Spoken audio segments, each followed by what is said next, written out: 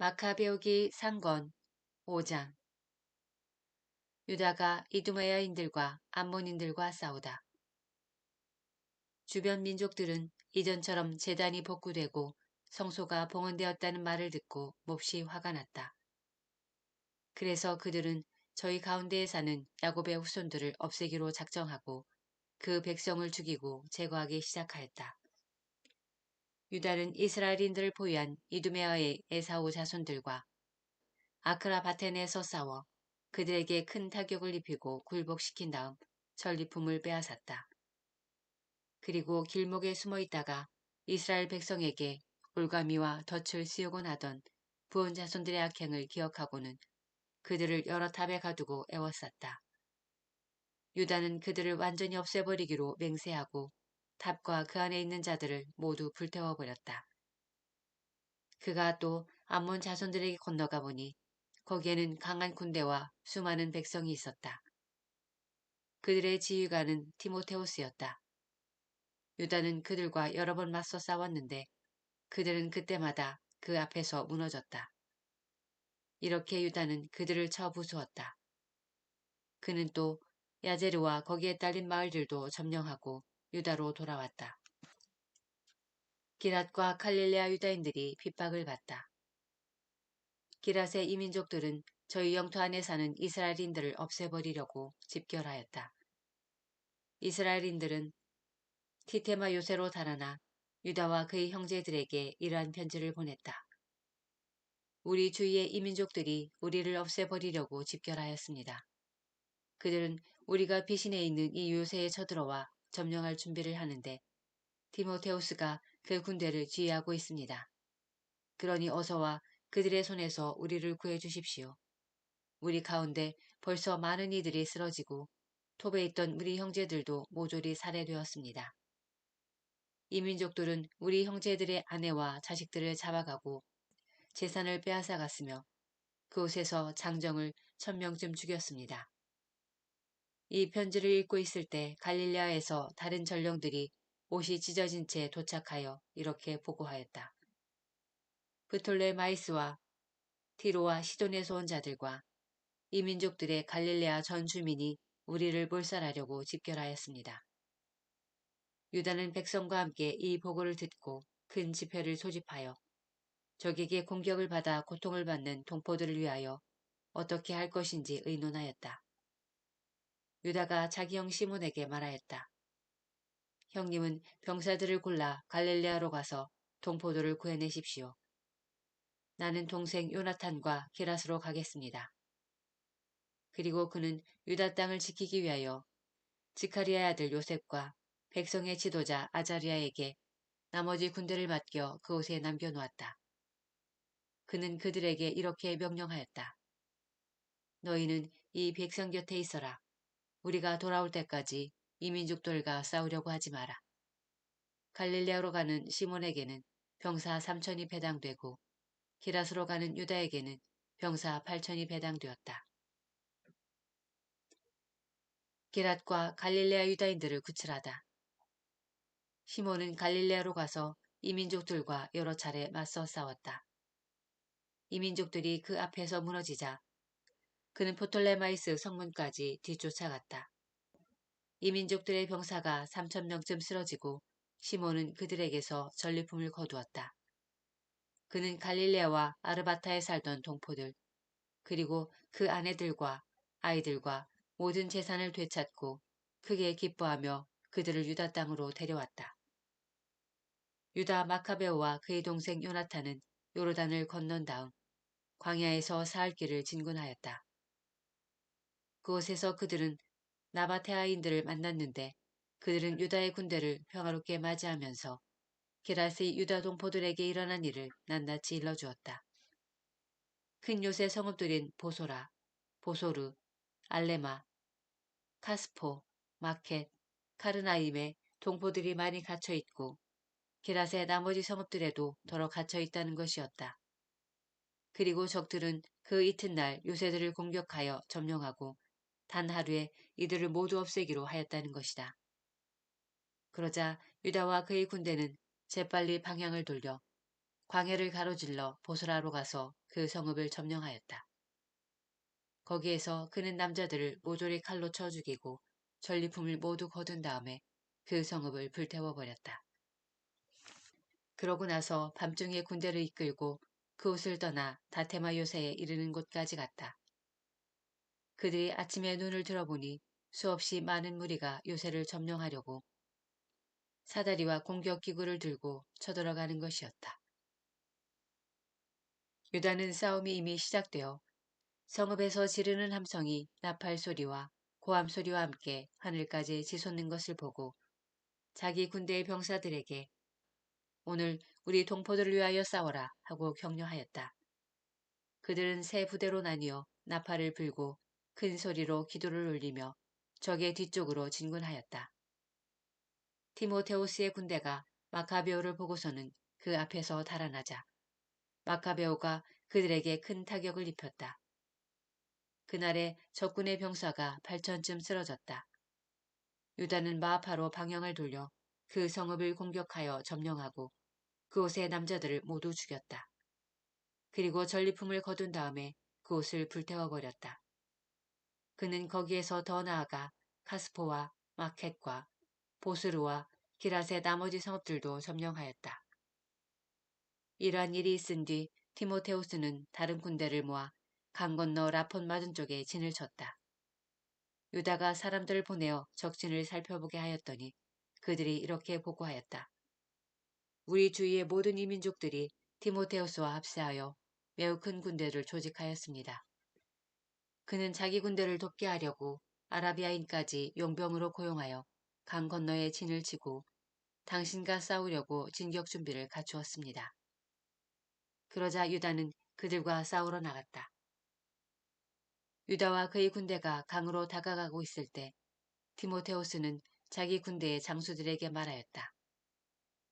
유다가 먼저 우리 쪽으로 건너오면 우리는 그를 당해내지 못하여 그가 틀림없이 우리를 이길 것이다. 그러나 그가 겁을 먹고 강 건너에 진을 치면 우리가 그에게로 건너가 그를 이길 수 있을 것이다. 유다는 강에 다가가 군대의 장교들을 강가에 배치하고 나서 아무도 진을 치지 못하게 하여라. 모두 나가 싸워야 한다. 하고 그들에게 명령하였다. 이어서 유다가 적군을 치러 먼저 강을 건너자 모두 그의 뒤를 따라 건넜다. 그들 앞에서 이민족들은 무너져 무기를 내던지고 가르남에 있는 신전으로 달아났다. 유다의 군대는 그 성읍을 점령하고 신전과 그 안에 있는 모든 것을 불태워버렸다. 이렇게 해서 가르나임이 굴복하여 더 이상 유다에게 맞설 수 없게 되었다. 유다는 기랏의 모든 이스라엘인을 낮은 사람에서 높은 사람에 이르기까지 그리고 그 아내와 아이들과 재산을 모아 매우 큰 집단을 이루고 유다 땅으로 들어왔다. 그들이 에프론에 이르렀는데 그곳은 길목에 있는 크고 튼튼한 요새 성읍이었다. 그리고 그 성읍은 오른쪽으로도 왼쪽으로도 돌아가는 길이 없었기 때문에 그 가운데로 지나갈 수밖에 없었다. 그러나 그 성읍 주민들은 그들이 들어오지 못하게 하고 돌로 성문을 막아버렸다. 유다가 그들에게 평화의 말을 전하였다. 우리는 우리 땅으로 가기 위하여 여러분의 땅을 지나려고 합니다. 우리는 결코 여러분에게 나쁜 짓을 하지 않겠습니다. 걸어서 지나가려는 것뿐입니다. 그러나 그들은 성문을 열어주려고 하지 않았다. 유다는 군대에게 알려 저마다 서 있는 곳에 진을 치게 하라고 명령하였다. 군대의 병사들이 진을 치고 그날 밤낮을 꼬박 싸운 끝에 그 성읍이 유다의 손에 넘어갔다. 그는 남자들을 모두 칼로 쳐 죽이고 성읍을 완전히 무너뜨린 다음 전리품을 거두고는 죽은 자들을 밟으며 그 성읍을 지나갔다. 그들은 요르단을 건너 베스안 맞은쪽 큰 평야에 이르렀다. 유다는 길을 가는 동안 내내 나고자들을 모으고 백성을 격려하면서 마침내 유다 땅에 이르렀다. 그들은 기쁘고 즐겁게 시온산으로 올라가 번제물을 바쳤다. 그들 가운데 아무도 쓰러지지 않고 무사히 돌아왔기 때문이다. 요셉과 아자리아가 얌리아에서 패배하다. 유다와 요나탄이 기랏 땅에 있고 그의 형 시몬이 프톨레마이스 맞은쪽 갈릴레아 땅에 있을 때였다. 스가랴의 아들 요셉 그리고 그와 함께 군대를 지휘하던 아자리아는 마카베오 형제들의 용맹과 전공을 전해 듣고 말하였다. 우리도 나가 주위의 이민족들과 싸워서 우리 이름을 떨칩시다. 그리하여 그들은 저희 군대 병사들에게 명령을 내려 얌리아로 진군하였다. 그러자 고르기아스와 그의 병사들이 성읍에서 나와 그들을 맞아 싸웠다. 그 결과 요셉과 아자리아는 패배하여 유다 경계까지 쫓기게 되었다. 그날에 이스라엘 백성 가운데 2,000명가량이 쓰러졌다. 이 백성이 크게 패배한 것은 자기들도 용맹을 떨치려고 유다와 그의 형제들의 말을 듣지 않았기 때문이다. 사실 그들은 하느님을 대신하여 이스라엘을 구원한 사람들의 후손이 아니었다. 유다가 이두메아와 필리스테아에서 승리를 거두다. 유다라는 인물과 그의 형제들은 그 이름을 들은 온 이스라엘과 모든 이민족들 앞에서 크게 존경을 받았다. 사람들이 몰려들어 그를 칭송하였다. 유다와 그의 형제들은 더 나아가 남쪽 땅에 있는 에사우의 자손들과 싸워 헤브론과 거기에 딸린 마을들을 쳐부수고 요새들을 허물며 둘레에 있는 탑들을 불태워버렸다. 유다는 필리스테인들 땅으로 더 나아가 마레사를 지나갔다. 용맹을 떨치려 한 사제들이 싸우다가 쓰러졌다. 그들이 무모하게 싸우러 나갔기 때문이다. 유다는 필리스테인들의 땅 아스돗으로 방향을 돌렸다. 거기에서 유다는 그들의 제단을 헐고 신상들을 불태워버렸다. 그리고 여러 성읍에서 전리품을 거두어 가지고 유다 땅으로 돌아왔다. 마카베오기 상권 6장 안티오코스 에피파네스가 죽다. 안티오코스 임금은 내륙의 여러 지방을 돌아다니다가 페르시아에 있는 엘리마이스라는 성읍이 은과 금이 많기로 유명하다는 말을 들었다. 그 성읍의 신전은 무척 부유하였다. 거기에는 마케도니아 임금 필리포스의 아들로서 그리스의 첫 임금이 된 알렉산드로스가 남겨놓은 금 방패와 가슴바지 갑옷과 무기도 있었다. 안티오코스는 그 성읍으로 가서 그것을 점령하고 약탈하려 하였으나 그 계획이 성읍 주민들에게 알려지는 바람에 그렇게 할 수가 없었다. 그들이 그와 맞서 싸우니 오히려 그가 달아나게 되었다. 그는 크게 실망하며 그곳을 떠나 바빌론으로 향하였다. 그런데 어떤 사람이 페르시아로 안티오코스를 찾아와서 유다 땅으로 갔던 군대가 패배하였다고 보고하였다. 강력한 군대를 이끌고 앞장서 나아갔던 리시아스가 유다인들 앞에서 패배하여 도망치고 유다인들이 아군을 무찌르고 빼앗은 무기와 병사와 많은 전리품으로 더욱 강력해졌다는 것이다. 또 유다인들이 안티오코스가 예루살렘 제단 위에 세웠던 역겨운 것을 부수어버리고 성소 둘레에 전처럼 높은 성벽을 쌓았으며 그의 성읍인 베추르에도 그렇게 하였다는 것이다. 이 말을 들은 임금은 깜짝 놀라 큰 충격을 받았다. 그리고 자기가 원하던 대로 일이 되지 않아 실망한 나머지 병이 들어 자리에 누웠다. 그는 계속되는 큰 실망 때문에 오랫동안 누워있다가 마침내 죽음이 닥친 것을 느꼈다. 그래서 그는 자기 벗들을 모두 불러놓고 말하였다. 내 눈에서는 잠이 멀어지고 마음은 근심으로 무너져 내렸다네. 나는 마음속으로 이런 생각을 했네. 도대체 내가 이 무슨 역경에 빠졌단 말인가? 내가 이 무슨 물살에 휘말렸단 말인가? 권력을 떨칠 때에는 나도 쓸모있고 사랑받는 사람이었는데 내가 예루살렘에 끼친 불행이 이제 생각나네. 그곳에 있는 금은 기물들을 다 빼앗았을 뿐더러 까닭없이 유다 주민들을 없애버리려고 군대를 보냈던 거야. 그 때문에 나에게 불행이 닥쳤음을 깨달았네. 이제 나는 큰 실망을 안고 이국 땅에서 죽어가네. 그는 자기의 벗들 가운데 하나인 빌리포스를 불러 그에게 온 왕국을 맡겼다. 그리고 왕관과 자기 옷과 인장 반지를 주면서 자기 아들 안티오코스를 잘 이끌고 키워 임금이 되게 해달라고 하였다. 안티오코스 임금은 그곳에서 149년에 죽었다. 리시아스는 임금이 죽은 것을 알고 자기가 어릴 때부터 키워온 안티오코스 왕자를 그 뒤를 이어 임금으로 세우고 그 이름을 에우파토르라고 하였다. 예루살렘 성체를 포위하다.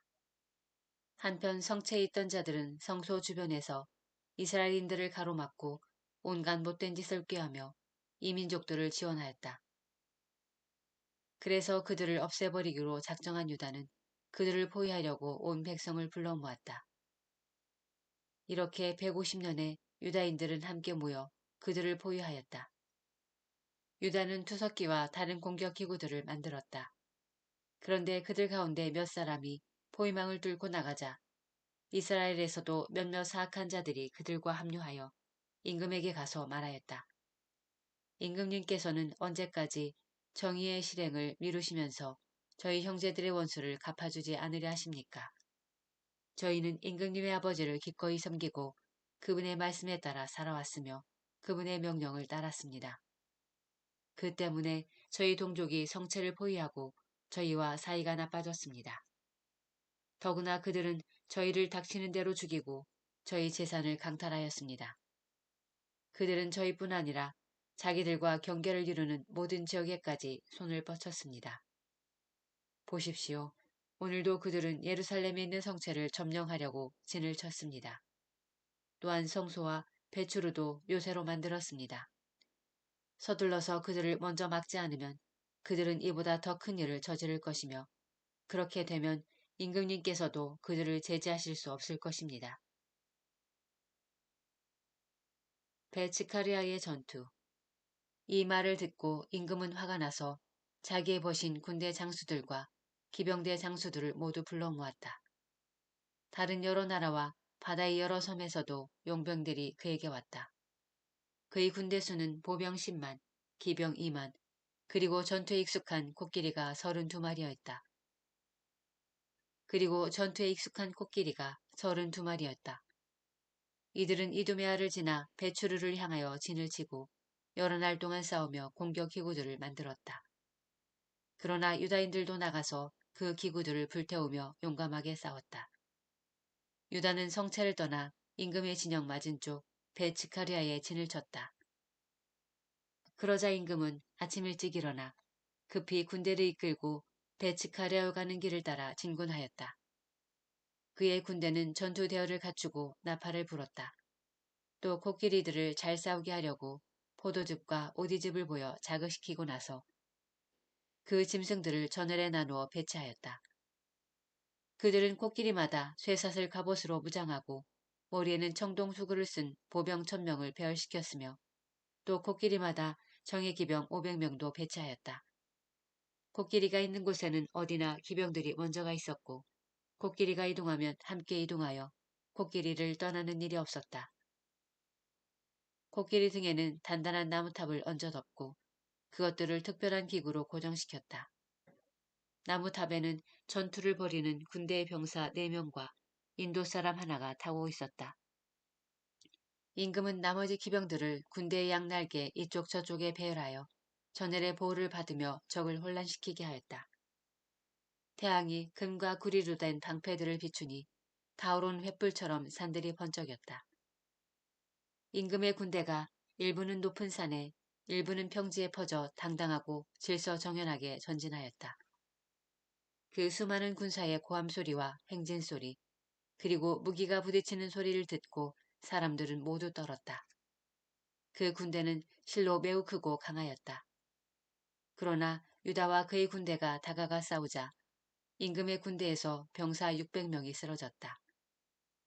하우아란이라고 하는 엘아자르는 코끼리들 가운데 임금의 갑옷으로 무장하고 다른 어느 코끼리보다 큰 코끼리를 보고 거기에 임금이 타고 있으리라고 여겼다. 그는 자기 백성을 구하고 제 이름을 영원히 남기기 위하여 목숨을 바치기로 하였다. 그가 용맹하게 전열 한가운데로 뛰어들어 오른쪽과 왼쪽에 있는 자들을 쳐 죽이자 적이 양쪽으로 갈라졌다. 그는 코끼리 아래로 들어가 그것을 밑에서 찔러 죽였다. 그러나 코끼리가 자기를 덮치며 땅에 쓰러지는 바람에 그도 그 자리에서 죽었다. 유다인들은 임금의 군대가 강력하고 그 사기가 높은 것을 보고 그들에게서 물러났다. 베추르가 점령되고 시온이 포위되다. 임금의 군대 일부는 유다인들을 쫓아 예루살렘으로 올라오고 임금 자신은 유다 땅과 시온산을 향하여 진을 쳤다. 그때 그가 베추로 주민들과 화친을 맺자 그들이 성읍에서 나왔다. 이 땅에서 안식년을 지내느라고 양식이 없어서 더 이상 포위를 버텨낼 수 없었기 때문이다. 임금은 베추르를 점령하고 그것을 지킬 수비대를 두었다. 그리고 여러 날 성수 앞에 진을 치고 그곳에 공격탑들과 공격기구들, 곧 분화기와 투석기, 그리고 화살을 쏘는 기구와 돌팔매 도구를 가져다 놓았다. 유다인들도 공격기구들에 대항하는 기구들을 만들어 여러 날 싸웠다. 그런데 그 해는 일곱째 해인데다가 이 민족들에게서 유다로 피난온 이들이 남은 저당 식량까지 다 먹어버렸기 때문에 곳간에는 양식이 떨어졌다. 그리하여 굶주림을 더 이상 견딜 수가 없게 되자 그들은 저마다 제 집으로 흩어져 가고 성수에는 몇 사람만 남았다. 안티오코스가 화친을 제의하다. 한편 리시아스는 이러한 보고를 들었다. 안티오코스 임금이 죽기 전에 빌리포스에게 자기 아들 안티오코스를 키워 임금으로 세우라고 분부하였는데 이 빌리포스가 임금과 함께 출정하였던 군대를 이끌고 페르시아와 미디아에서 돌아와 정권을 잡으려고 한다는 것이었다. 그래서 리시아스는 급히 철군하기로 작정하고 임금과 군대 지휘관들과 병사들에게 말하였다. 우리는 날이 갈수록 약해지고 양식도 얼마 남지 않았을 뿐더러 우리가 포위하고 있는 저곳은 매우 튼튼합니다. 게다가 우리는 나라 일까지 수습해야 합니다. 그러니 이제 저 사람들과 화해하고 그들과 또 그들의 온 민족과 화친을 맺읍시다.